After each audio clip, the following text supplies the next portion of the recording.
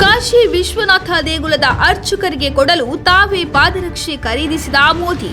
ಅರ್ಚಕರಿಗೆ ಸೆಣಬಿನ ನಾರಿನ ಸಾಂಪ್ರದಾಯಿಕ ಪವಿತ್ರವಾದ ಕರಕುಶಲ ಪಾದರಕ್ಷೆಗಳು. ದೇಗುಲದೊಳಗೂ ಬಳಸಲು ಅವಕಾಶವಿರುವ ಪುಲ್ಲಾಗಳ ಅಂದ್ರೆ ಚಪ್ಪಲಿಗಳ ವಿಶೇಷತೆ ಏನು? ಜಗತ್ ಪ್ರಸಿದ್ಧ ಕಾಶಿ ವಿಶ್ವನಾಥ ದೇಗುಲದ ಅರ್ಚಕರಿಗೆ ಕೊಡಲೆಂದು ಖುದ್ದು ಪ್ರಧಾನಿ ನರೇಂದ್ರ ಮೋದಿ ಅವರು ಹಿಮಾಚಲದಲ್ಲಿ ತಯಾರಾಗಿರುವ ವಿಶೇಷ ಪಾದರಕ್ಷೆಗಳನ್ನು ಖರೀದಿಸಿದ್ದು ಎಲ್ಲರ ಮೆಚ್ಚುಗೆಗೆ ಪಾತ್ರವಾಗಿದೆ. ಹಿಮಾಚಲ ಪ್ರದೇಶದಲ್ಲಿ ತಯಾರಾಗಿರುವ ಸಾಂಪ್ರದಾಯಿಕ ಸೆಣಬಿನ ನಾರಿನ ಪವಿತ್ರವಾದ ಕರಕುಶಲ ಪಾದರಕ್ಷೆ ಪುಲ್ಲಾಗಳನ್ನು ಪ್ರಧಾನಿ ಮೋದಿ ಖರೀದಿಸಿದ್ದು ಅದರ ಬಿಲ್ ಅನ್ನು ಪಾವತಿಸಿದ್ದಾರೆ ಎಂದು ಹಿಮಾಚಲ ಪ್ರದೇಶದ ಮಾಜಿ ಮುಖ್ಯಮಂತ್ರಿ ಜೈರಾಮ್ ಠಾಕೂರ್ ತಿಳಿಸಿದ್ದಾರೆ. ಕಾಶಿ ವಿಶ್ವನಾಥ ದೇಗುಲ ಸೇರಿ ದೇಶದ ಎಲ್ಲಾ ದೇವಾಲಯಗಳೊಳಗೂ ಶೂ ಚಪ್ಪಲಿಗಳ ಬಳಕೆ ಸಂಪೂರ್ಣವಾಗಿ ನಿಷಿದ್ಧ. ಆದರೆ ಈ ವಿಶೇಷ ಚಪ್ಪಲಿಗಳನ್ನು ದೇವಾಲಯದೊಳಗೂ ಬಳಸಲು ಅವಕಾಶವಿದೆ. ಹೌದು, ಹೆಚ್ಚಾಗಿ ಹಿಮಾಚಲ ಪ್ರದೇಶದ ಕುಲ್ಲು ಮತ್ತು ಮಂಡಿ ವಲಯಗಳಲ್ಲಿ ತಯಾರಾಗುವ ಪರಿಶುದ್ಧ ಖ್ಯಾತಿಯ ಈ ಸಾಂಪ್ರದಾಯಿಕ ಪಾದರಕ್ಷೆಗಳನ್ನು ಧಾರ್ಮಿಕ ಸಮಾರಂಭಗಳಲ್ಲಿ ದೇವಾಲಯಗಳಲ್ಲಿ ಬಳಸುವುದು ರೂಢಿ. ದೇವಾಲಯದೊಳಗೆ ಅಥವಾ ಹೊರಗೆ ದೇವರ ಬಲಿ ಸಂದರ್ಭ ಚಪ್ಪಲಿ ಧರಿಸಲು ಅವಕಾಶವಿಲ್ಲ.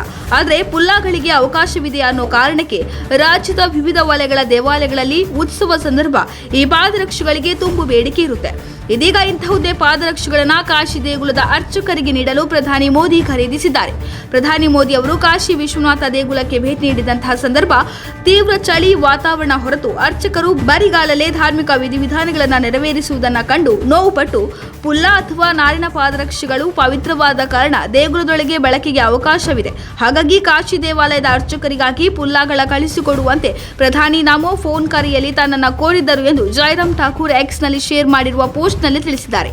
ಹಾಗಾಗಿ ತನ್ನ ಸೇರದ ಕ್ಷೇತ್ರದ 2 ಸ್ವಸಹಾಯ ಗುಂಪುಗಳ ಮಹಿಳೆಯರು ಪುಲ್ಲಾ ಪಾದರಕ್ಷೆ ತಯಾರಿಸುವ ಮಾಹಿತಿ ಪಡೆದ ಬೆನ್ನಲ್ಲೇ ತಾನು ಆ ಗುಂಪುಗಳ ಮಹಿಳೆಯರನ್ನ ಸಂಪರ್ಕಿಸಿ ಪುಲ್ಲಾ ಹೊಲಿದುಕೊಡುವಂತೆ ತಿಳಿಸಿದೆ. ಅವು ರೆಡಿಯಾದ ಕೂಡಲೇ ಪ್ರಧಾನಿ ಕಾರ್ಯಾಲಯಕ್ಕೆ ಅವನ್ನ ಕಳುಹಿಸಲು ವ್ಯವಸ್ಥೆ ಮಾಡಿದ್ದೆ. ಆದರೆ ಬಿಲ್ ನೀಡಿರಲಿಲ್ಲ. ಆದರೆ ಪುಲ್ಲಾ ಕೈ ಸೇರುತ್ತಲೇ ಪ್ರಧಾನಿ ಅವರು ಕರೆ ಮಾಡಿ ಬಿಲ್ ಎಷ್ಟೆಂದು ಕೇಳಿದರು. ಬಿಲ್ ಕೊಡಲು ಹಿಂಜರಿದ ತಾನು ಬಿಲ್ನ ಅಗತ್ಯವಿದೆಯೇ ಎಂದು ಕೇಳಿದೆ. ಪ್ರತಿಯಾಗಿ ಬಿಲ್ ಕಳುಹಿಸಿಕೊಡಿ, ಮತ್ತೆ ಇದಕ್ಕಾಗಿ ಕೇಳುವುದಿಲ್ಲ ಎಂದಿದ್ದರು.